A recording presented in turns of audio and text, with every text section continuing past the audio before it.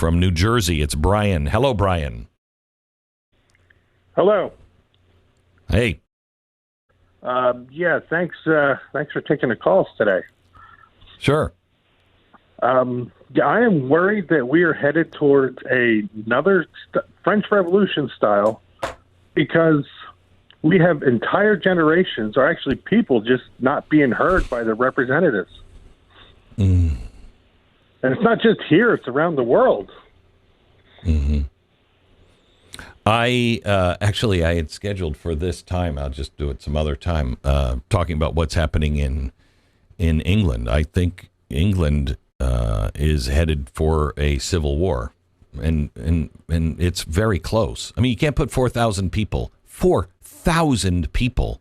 in jail or try them for hate crimes and speech crimes. You can't do that in England. You can't do that in 1 year and expect people to just put up with it. You can't. We're America doesn't understand yet. The world doesn't understand. We're in World War III. We're already in World War III. I don't know when it becomes a hot war, or even a war that we on our side recognize, but we are in World War III, and that foe is not China. That foe is militant Islam, period. And, when we have a situation to where people are, when the government is just like, no, it's not a problem. It's not a problem. You've got illegals all over. It's not a problem. It's not a problem. It is a problem. Don't tell me what the problems are not, because we're the ones living it.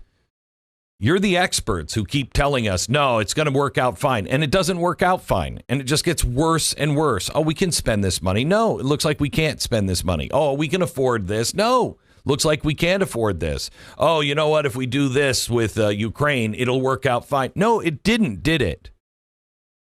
These endless wars, all of this stuff. Don't tell me what the problem is.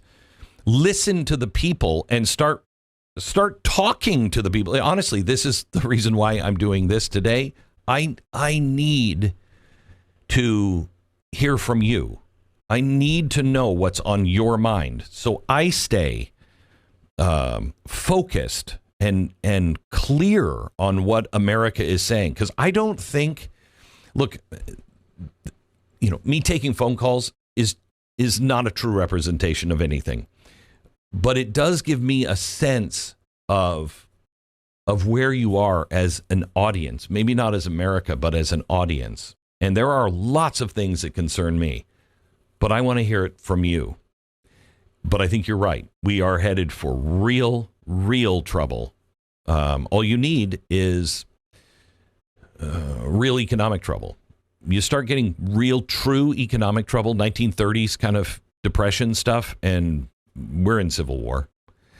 Dan, Oregon, welcome. Hello, Glenn. How are you? I'm great. Yeah, good. It's been a long time. I guess it's been over 10 years since I've had a chance to talk with you. I was one of your first insiders. I've been listening to you since you were in Florida. Wow. So it's been a long. Yeah, it's been, and I can't say I've enjoyed all of it, but 99% of it's been absolutely Neither have I. great. I can't say that either. I'll be honest with you. Yeah. Well, you were talking on yesterday's show, reminiscing with Stu about how you guys started, and I remember those old shows, and the fusion of entertainment and enlightenment, and there was a lot more entertainment. I remember I laughed a lot. Oh yeah, back then. Yeah, I know. Yeah. Those days are long dead. And there's nothing to laugh about now. I'm afraid so. I really am. I'm 78. I still work 40 hours a week. I love my job. Good for you. Good. Been married for 55 years. I have 7 kids. Good for you. I've got a daughter. Wow. I've got a daughter who's in her 40s, and she has severe TDS. We don't. I mean, we're not cutting each other off. She hasn't done that at all. We're still very close as a family.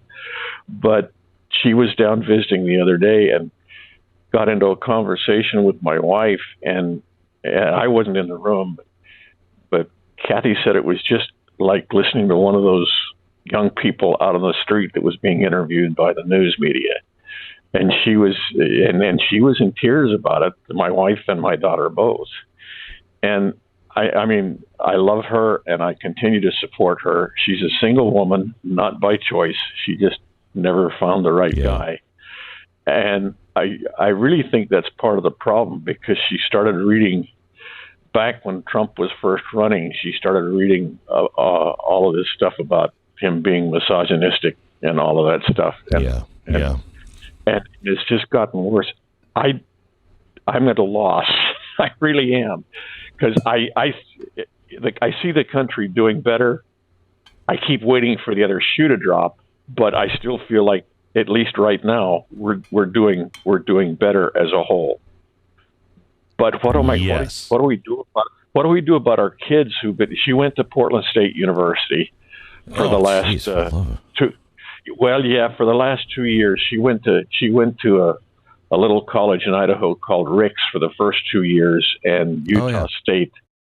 And then she served a mission for our church in Brazil and came home. But then she went to Portland State University, and it just seems to have gone downhill from there. So, Dan, I think you are suffering from the same thing that almost all parents are suffering from. If you're not suffering from this, then, I mean, God bless you. Get on your knees and thank God, because you are a lucky, lucky family. Everybody has this in their family. I have it in my family. And you have to ask yourself, what is your goal? What is your goal with your daughter? Your real goal? My real goal is for us to be united eternally. That's my goal. That's my goal as a father, has been to teach them that way, etc. And how is that going to happen with politics? We just stay together as a family, regardless of what politics does. Exactly right. Exactly right. I think we're in a place now where, as parents, you can ask your kids, but it has to be honest. It cannot be trying to win. It has to be honest. How did you get there? I mean, I remember, we've talked about this before, and you didn't believe that before. What's changed? Can you help me with that? I'd like to see what you were reading or what that was. And just ask questions, but they have to be honest. They can't be, because I'm setting you up because I want to change your mind. But keep a dialogue open with them, and just love them. Just love them. Because if you do anything else, you're going to drive them away. And then, then they're really lost. Yeah. So just love them. When she was young, I considered her one of the elect. And the scripture says that in the last days, even the elect are going to be deceived. And that's what I'm seeing. But everything you said, I'm doing it that way, because I know. Then Dan, you didn't need to. I appreciate it. I'm so glad you called me, but you didn't need my advice. You already have it down. You're a very wise man.